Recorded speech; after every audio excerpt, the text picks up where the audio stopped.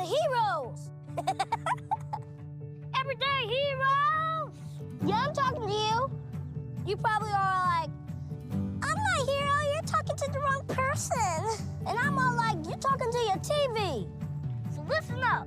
I think you're a hero and you don't even know it yet. Maybe you're like me, you look in the mirror and you don't really see a hero. You look and you just see a regular kid. A really good-looking regular kid. But you're a hero. Whether you're a kid or a grown-up. You're way more than you might think you are. You're more than your problems and you're more than your mistakes. Somewhere inside, you're a hero. You might not have a cape or wear underwear outside your clothes. That's probably a good thing. You have everything right now to change the world. Everything! Heroes are just ordinary people who've done extraordinary things. They inspire other people to be extraordinary. People like Nathaniel. He's 12 years old, and he's now okay with the fact that there are people in the world who don't have clean water. He raised enough money to help 30 schools in Central Africa. Madison. When she was 15, she created a beauty pageant for boys and girls that have special needs because she wanted to celebrate real beauty. My friend Bob. He's 55, and he's living out love in so many different ways. Right now, he's working on building a school so kids in Uganda know they're loved. Kids can change the world, and grown-ups can change the world. It would go a whole lot faster if we worked together. Heroes are made when ordinary people like you and me decide to be extraordinary. Or extraordinary. Extraordinary. That's too many extras. Here's what I'm trying to say. If you want to be awesome, treat people awesome. It's about strength. Firepower. Not like picking up a car kind of strength. I'll pick it up and just drop it and go like, oh, he's so nerdy, but so strong. I want to go out with him. He can pick up a car. But it's not about that. I'm talking about compassion. Nothing stronger than that. It's what changes things. So who's been a hero to you? Da-da-da. Parents? Teachers? Friends? Let them know.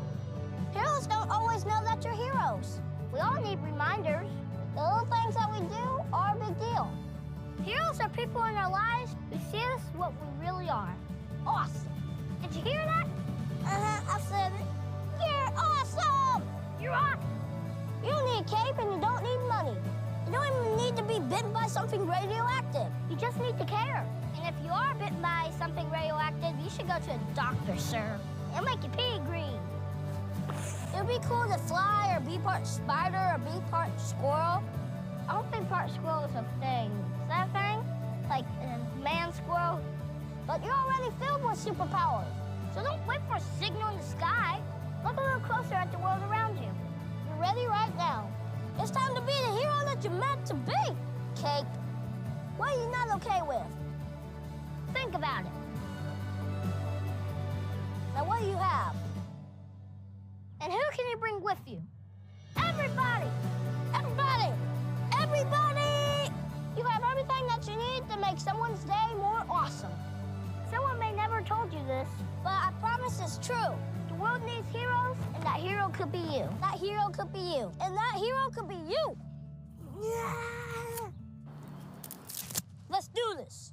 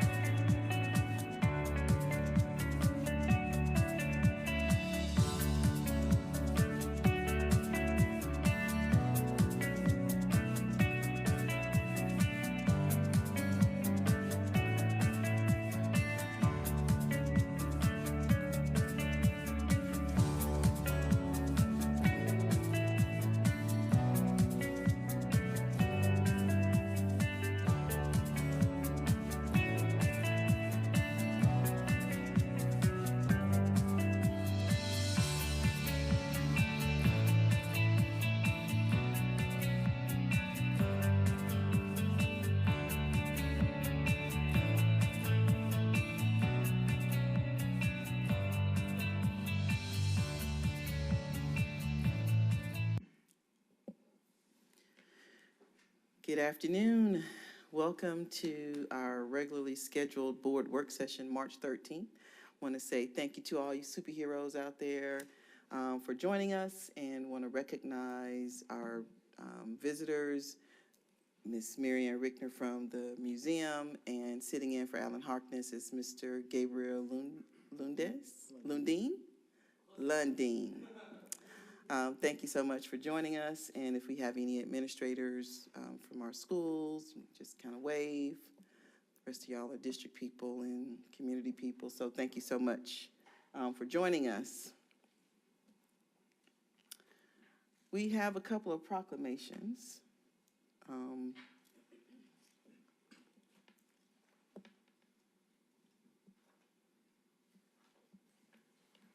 Dr. Lewis. Thank you, Madam Chair. As we do every year, we are pleased to take this week to take a pause and recognize and thank our school board for their service to our community. And we have a proclamation here from the governor of the state of Georgia, signed by Governor Kemp. And the proclamation reads, for School Board Appreciation Week, whereas our children's education is an essential element in Georgia's continued prosperity and success, and whereas for Georgia to continue to grow and prosper, we must commit to providing trained teachers and staff and adequate resources to all schools.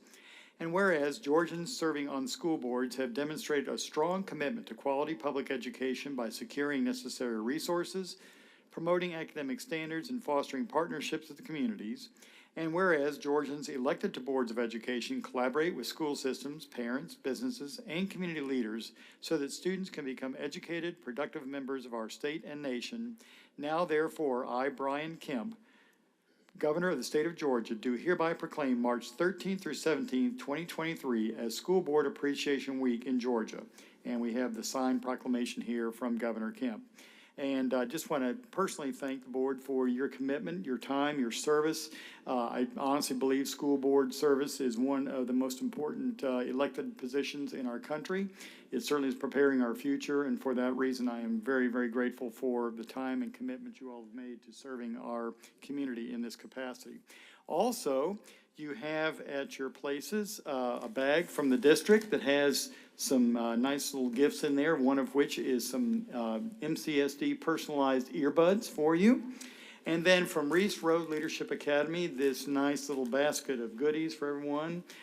So I know that I speak for all of our school board employees that we thank you again for your service, and congratulations each one of you on this Appreciation Week.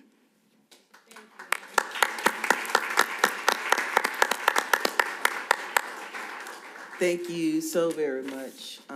We certainly appreciate you and your staff and all of the hard work and the effort that you make in running this large school district and providing the resources and the choices for our families and our students. So we appreciate you for taking this time to say you appreciate us. So thank you so very much. And of course, to Ms. Katrina Long, Reese Road Leadership Academy, where great happens, they do the most all the time. And so we are certainly appreciative of them for always, every year, remembering to appreciate us. So thank you. Also, we have a proclamation from our mayor, Mayor Skip Henderson, Columbus Mayor, that reads, whereas Partners in Education, PI, is celebrating its 36th anniversary in Columbus, and whereas Partners in Education was founded with the goal of enhancing community engagement with Muscogee County School District and schools throughout the greater Columbus region, and whereas this engagement includes partnerships from every walk of life, businesses, churches, civic clubs, post-secondary institutions, and military units, united in their goal of supporting our region's young people. And whereas these partnerships would provide countless volunteer hours and significant financial support to the schools in the greater Columbus region, and whereas the City of Columbus recognizes the dedication of the hundreds of organizations participating in PI, Partners in Education, every year throughout our school districts. Now, therefore, I, B.H. Skip Henderson III, Mayor of Columbus, Georgia, do hereby proclaim this week, March 13th through the 17th, as Partners in Education Week. So we thank the mayor for that, and I'm sure he will also read this again at their next meeting. I just want to add my thanks to our PI partners throughout the community who provide such great service to our schools and so many different facets of our educational opportunities for our kids, whether it's job shadowing, whether it's providing mock interviews, whether it's doing tutoring, just so many different things they do on behalf of our students and our teachers, and just want to say personally how much we appreciate all the commitment they have made to ensuring that our students have access to our business community and understanding how they fit into building an economy here locally from which they will benefit as well. So just want to acknowledge them and say thank you as well. Yes, thank you to all of our business partners and community stakeholders. And next, we will go into our public agenda. We have 3 citizens who are who have signed up to speak before the board. I will call you in the order that they appear. The first one is Stephanie Willis. Come to the microphone right here, Ms. Willis. Sir, would you turn that mic on? And while she's coming, all official meetings of the board shall be open to the press and the public. However, the board may meet in executive session. Citizens are encouraged to address items on the board agenda or to initiate presentations of issues appropriate for school board consideration. The board meeting is not the appropriate place to review individual employee performance or individual parent complaints that have not been addressed by the principal or superintendent. Citizens are encouraged to follow normal channels to address such problems or concerns, which would be through the superintendent's office, through Ms. Karen Jones. And Ms. Willis, thank you so much for joining us. Thank y'all for And you all also your have time. 5 minutes. Each speaker will have 5 minutes. Yes, ma'am. So I would like to thank all of you also for your time and giving me the chance to address my concerns to your board. I wish that it didn't have to come to this, but me as a parent, 11 parent of 4 kids, 2 of them that graduated from Jordan High School and they're in the Navy right now.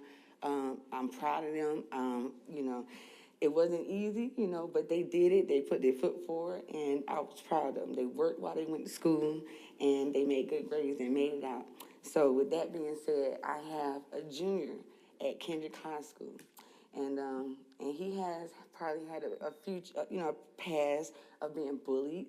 And on that note, when he goes to Kendrick, his first year is on virtual. So I allow him to do virtual. You know, he does what he need to do. I just want to say that this situation is stemmed from just a girl. You know, boy likes girl, girl likes boy. Boy might get mad at girl like him. You know, stuff like that. So my son's sophomore year, when they first started going back to school, there was a girl that liked him. And there was a boy that didn't like the fact that my son had this girl that had a crush on him. So either way, they end up switching girlfriends, which is crazy. So they, you know, swapped out. So, but the boy did not like my son, and there were 5 to 6 instances, some on school grounds, some down the street from the school ground, where my son was assaulted by this one gentleman. That was his sophomore year, and then this is coming up his junior year now. So I've made multiple complaints to Mr. First, I talked with Mrs. Albright. The first incident that he got suspended for fighting with the gentleman.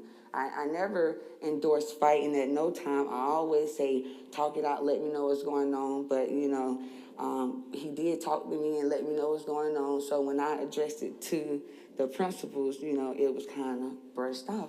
So, you know, but with the first meeting, when he had to go back to school to, you know, get what's going on, Miss Albright asked him, is this over with you and this gentleman? And he said, I don't even know why it started.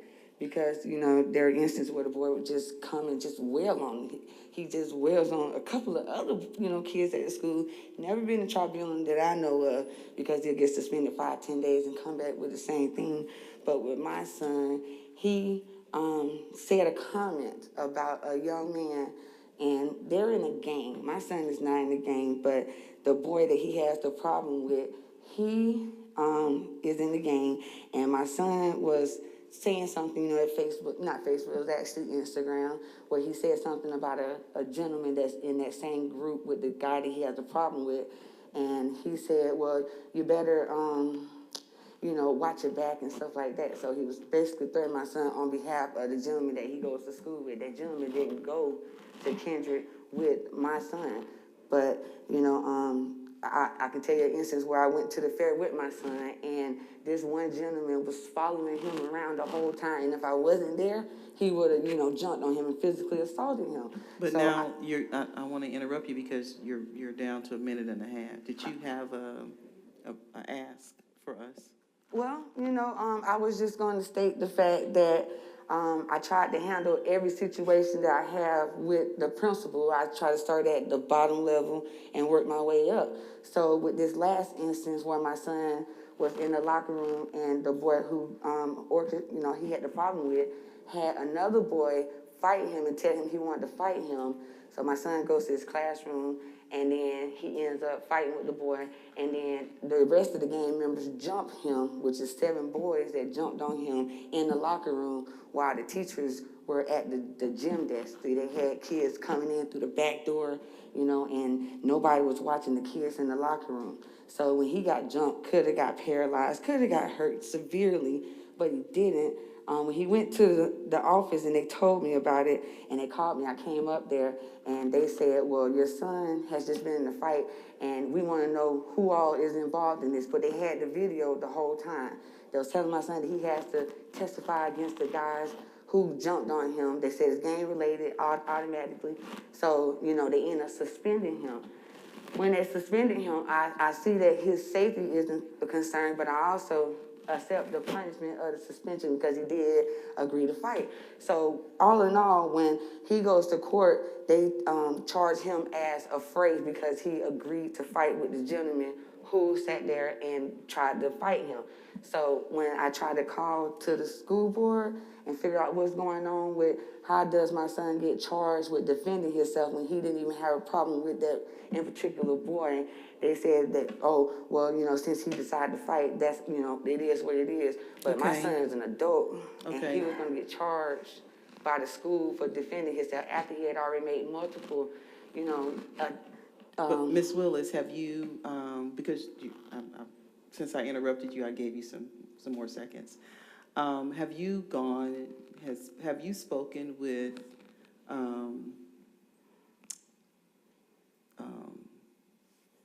the staff down at Central Registration? Mr. Scott? Yes, ma'am.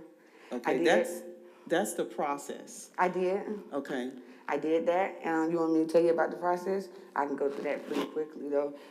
So I was making multiple concerns to him. I was writing down the parent complaint form, and I, get it turned in. Nobody would call me back. I would get, statements from the secretary saying, well, I thought that it was, transferred to this person or that person. But then she told me, well, don't, because when I talked to the head person in the central the registration area, he was like, if this boy is a threat, because when I went to court, then I would have to be able to get a restraining order. But since let's do this, so you can get some resolution. We're gonna let Dr. Lewis determine who will assist you from there.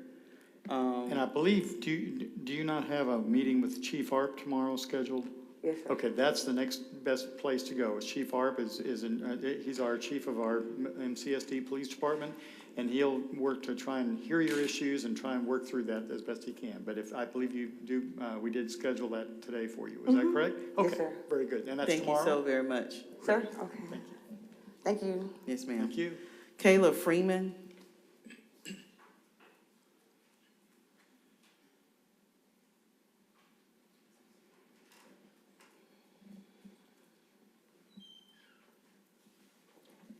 Okay. All right, good afternoon, everyone. Good afternoon. Thank you, I'm tall, yeah, thank you, appreciate it. Yes, first of all, I apologize for having to take time out, interfere with you all's time to discuss something that could have easily been handled within the school, and that's where I began. This is in reference to my son's revocation of his hardship, which was issued on the 31st by Principal McNeil there. However, prior to this letter, on January 27th, I received a call from one of the assistant principals there in reference to Brandon, telling them that he wasn't feeling well, and that and because of that, he didn't feel like he needed to go back to class. Okay, well, clearly he knows that you respect your authority, so you have to be careful of how you say things. So he was just determined not to go back to class. Okay, so me and the assistant principal talked for quite some time on the phone. And however, later that day, which was January 27th, I received this email in reference to Brandon attending this Restored Circle meeting, which goes as follows.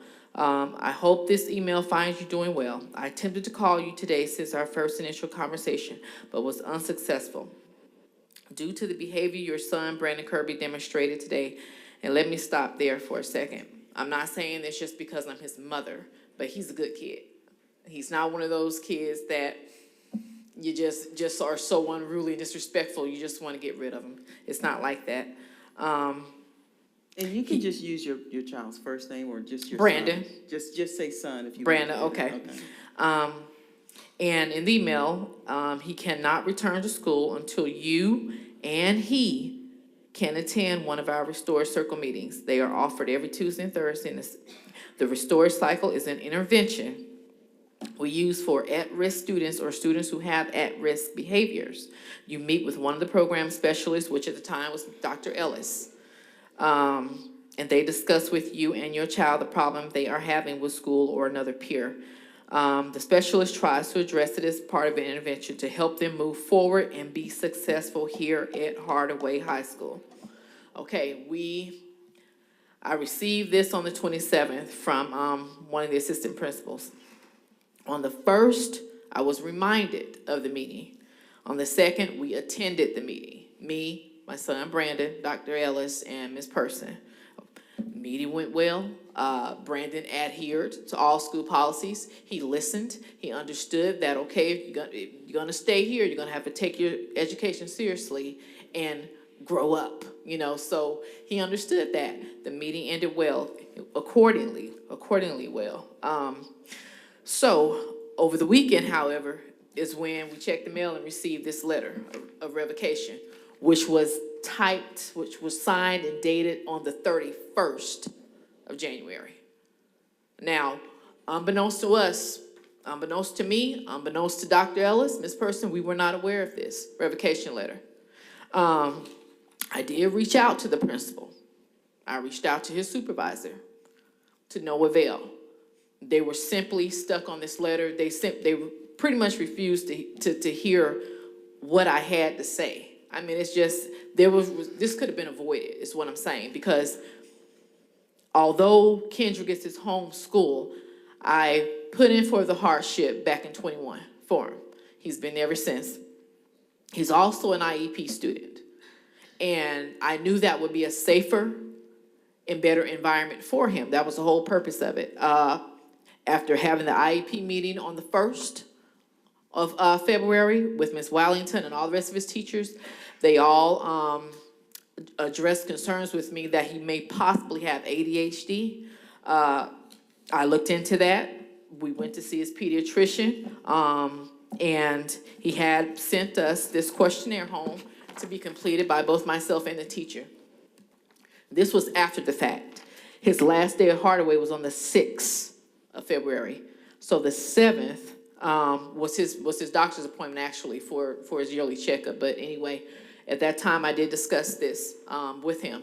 And myself, as one of his teachers, has to complete it. No other teacher in Muscogee County can complete this other than a teacher from Hardaway. They know him, they're familiar with him. Putting him into another school, whether if it's his home school or not, at this point would not benefit him. It's just, he's already struggling, and his teachers are willing to work with him. And this upcoming school year, during the IEP meeting, they addressed that going into Hardaway, they didn't have the smaller courses for him. as an IEP student. He needs those smaller classes. He needs that special attention. But this upcoming school year, Hardaway, they will have smaller classes for him, for both in math and ELA. And with it being this close to the school year ending, putting him in another school right now, it just doesn't make any sense. Okay, and so, Ms. Freeman, so you're waiting on a call back, is what you're saying? I've had they want Dr. Lewis, Mr. McNeil and Mr. Baker, no avail. I talked to both of them. They will not. Mr. Baker says this is to Mr. McNeil's discretion. When me and Mr. McNeil talked, he told me that he was not aware of the Restored Circle meeting. And according to Mr. Baker, he was. So, I just, I'm not trying to point fingers here. That's the furthest from my mind. I just want Brandon to be in a school that he's familiar with so he can finish up and do as best as he can. Trying to homeschool him is just not working because given he has given he does have ADHD, which hasn't been diagnosed yet, but I can't even do that. Give this back until one of the teachers has completed. So, Dr. Lewis, can someone, while she's here, meet with her?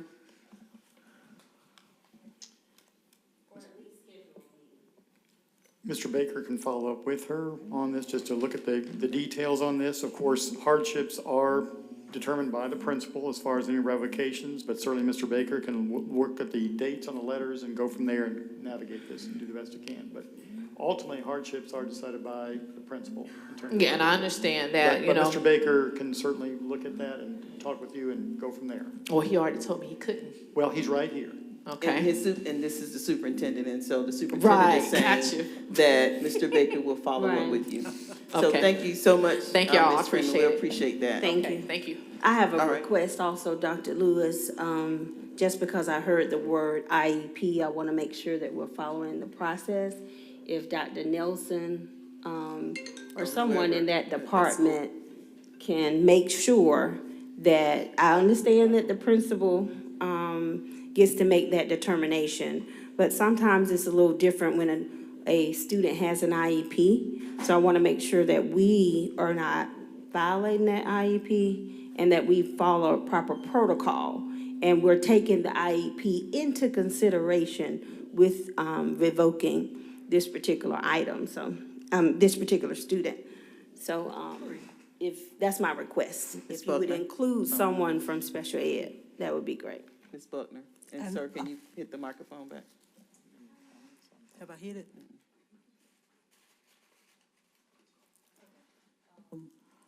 Okay, and Dr. Lewis has asked, I think, Mr. Baker to look into this situation. And according to her timeline, the child was supposed to be back at the 6th or the 7th. And so it's 13th now. I'm assuming the child is still out of school. I heard her say something. She said about homeschool. homeschooling. So I would just request that meeting be sooner than later, because the child seems like he's in limbo, and realizing also that it is the decision of the principal, but maybe she did have something to say at that time. So we know that it's the principal's decision, but as soon as her meeting can be addressed, as soon as possible, because the child is out. What happens that, and then we need to restore his services too. I don't know how they did that at the school, but IEP, a child with IEP is supposed to be getting services. So I don't know how our school system deals with homeschooling, but I do know that he's supposed to be being provided services. So if you would just check on that also. Just a reminder that we do have special education classes in all of our schools, and they are served through the, whether it's IEP, that IEP travels with them wherever they go, and that's always considered in everything that we as we go forward. And to your point, when a revocation occurs, their assignment is to go back to their home school, and that can start effective the next day in most situations, unless there's a transportation issue that needs to be worked out. If they're homeschooled, that's a choice unless they're being suspended. You want your microphone? Special ed kids are still supposed to be served, right? I was just wondering, now, we can't have this conversation today because we don't know anything about Correct. the situation. There you go. We don't know anything, But your mic is not on either. And with all this, make sure that services are being, gonna check on that too, that's what I'm saying. We take IEPs, 504s, all that into consideration, so, and that will continue to be the case. Thank you. I guess Dr. Lewis was trying to say the parent is making a choice to homeschool. But we're gonna go on to our next, No, ma'am. When you elect to go homeschool, that's no longer a requirement. Homeschool is different than homebound. I know it's different from homebound. his services are at the school. Will be, if she elects to go back to school. If the choice to be at home, that's their choice. That's a legal situation. Yes. We need to check this out. Right. Something that kids supposed to have services for. And so I think the superintendent has heard from the board members to pause and take special close attention to make sure that this student and all of the students, of course, are being serviced appropriately, and that we're following our protocols and everything is in place. All right? Ms. Elamine.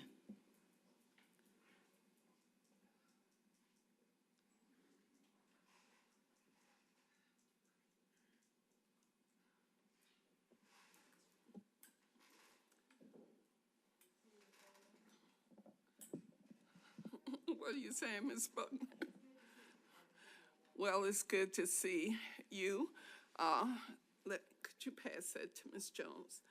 Ms. Jones, there's a copy for you and the other 9 people who are present.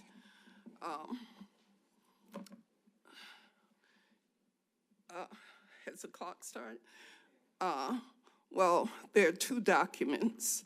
One, the top document, Fund George's Future.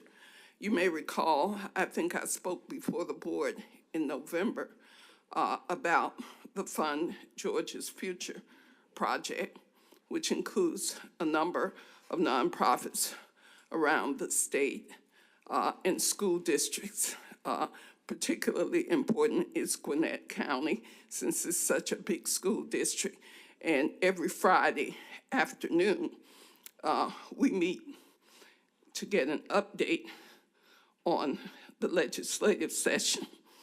Crossover day was last Monday, so things will be moving pretty rapidly. The estimate is that by the end of this month, the session will end.